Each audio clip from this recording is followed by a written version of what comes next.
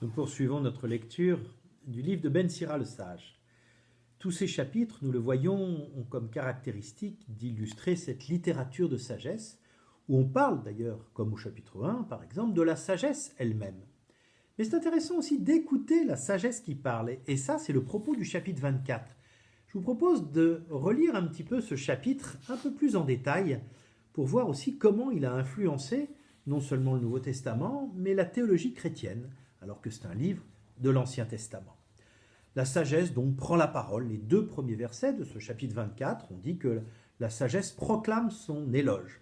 Puis elle va faire un grand discours. Ce discours, il fait 22 versets. C'est intéressant, 22 c'est le nombre de lettres de l'alphabet hébraïque. Et quand il y a 22 versets, ça veut dire que l'on a une totalité. C'est un discours capital, un discours essentiel. Ce discours, c'est celui de la sagesse qui parle à la première personne.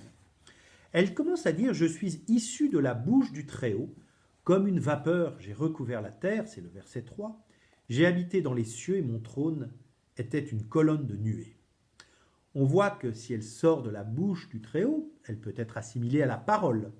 La parole, c'est le verbe qui sort de la bouche de Dieu. Elle est aussi assimilée à une vapeur qui couvre la terre. Ça peut nous faire penser à l'esprit qui planait sur les eaux dans le livre de la Genèse. On voit que cette sagesse, elle s'identifie d'une part à la parole de Dieu, mais aussi à l'esprit. Tiens, voilà quelque chose qui est intéressant. Et on voit pourquoi quand la théologie trinitaire, le Père, le Fils, l'Esprit Saint va se développer, elle va aussi trouver dans l'Ancien Testament des textes, dont ce texte du livre de Ben Sira. Poursuivons un petit peu la lecture. Seul, versets 5 et 6, j'ai fait le tour du cercle des cieux, j'ai parcouru la profondeur des abîmes. Dans les flots de la mer, sur toute la terre, chez tous les peuples et toutes les nations, j'ai régné. Parmi eux tous, j'ai cherché le repos, j'ai cherché en quel patrimoine s'installer. On sent que la sagesse, elle est là dans la création, elle préside aussi à la création, mais elle cherche un lieu pour, on dirait nous, s'incarner, c'est-à-dire vivre au milieu des hommes. Elle cherche un lieu pour dresser sa tente. C'est ce terme exact qui est employé, et ce sera le même terme qu'on retrouvera dans le chapitre 1 de l'Évangile selon saint Jean. Le Verbe a planté sa tente parmi nous. On voit l'influence que ce beau poème de Ben Sira a pu influencer sur le prologue de l'Évangile selon saint Jean.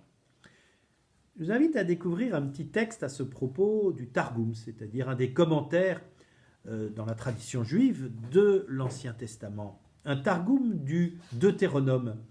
Il dit « Yahvé est apparu depuis le Sinaï pour donner la loi à son peuple, la maison d'Israël. L'éclat de la gloire de sa Shekinah a resplendi depuis Gabla pour la donner aux fils d'Ésaü qui ne la voulurent point accepter. Il a brillé dans le resplendissement de la gloire depuis la montagne de Paran pour la donner aux fils d'Ismaël qui ne voulurent point l'accepter.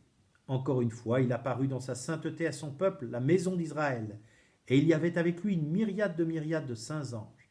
Sa droite avait mis par écrit la loi, et du milieu du feu ardent, il leur donna sa loi, c'est-à-dire les commandements. Elle cherche un lieu où planter sa tente.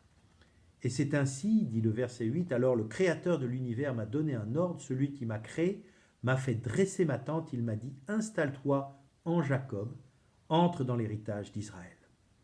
On voit que la sagesse, elle vient du Très-Haut, elle n'est pas du monde, mais elle est maintenant dans le monde. Et cette sagesse, elle va se répandre. Et on voit comment les versets 11 et 12, dans la cité bien-aimée, j'ai trouvé mon repos, et en Jérusalem, j'exerce mon pouvoir. Je me suis enraciné chez un peuple plein de gloire, et dans le domaine du Seigneur en son patrimoine. Puis vont suivre toute une comparaison avec des arbres. Des arbres, qui grandissent, qui se répandent.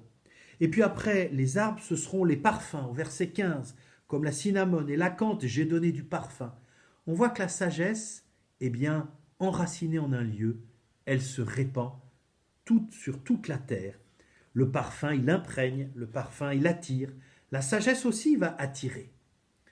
J'ai étendu mes rameaux, je suis comme une vigne. Les versets 16 et 17. La sagesse, elle se dit, mon souvenir, versets 20 et 21, est plus doux que le miel, mon héritage plus doux qu'un rayon de miel. La sagesse, elle se laisse respirer, elle se laisse manger, elle se laisse boire, c'est-à-dire elle se laisse écouter, elle s'assimile pour transformer la vie de ceux qui la reçoivent.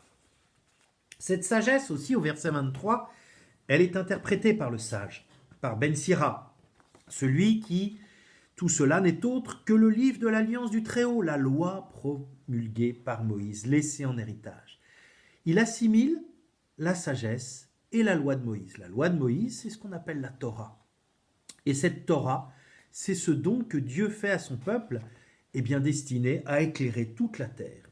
Et le rôle du sage, il va être donné au verset 30.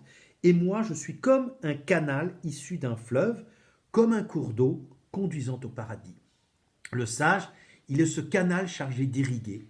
Et on voit bien le rôle du sage aujourd'hui, c'est-à-dire une sagesse qui vient d'en haut, qu'il est chargé de recevoir, d'assimiler, d'enraciner, pour pouvoir la diffuser.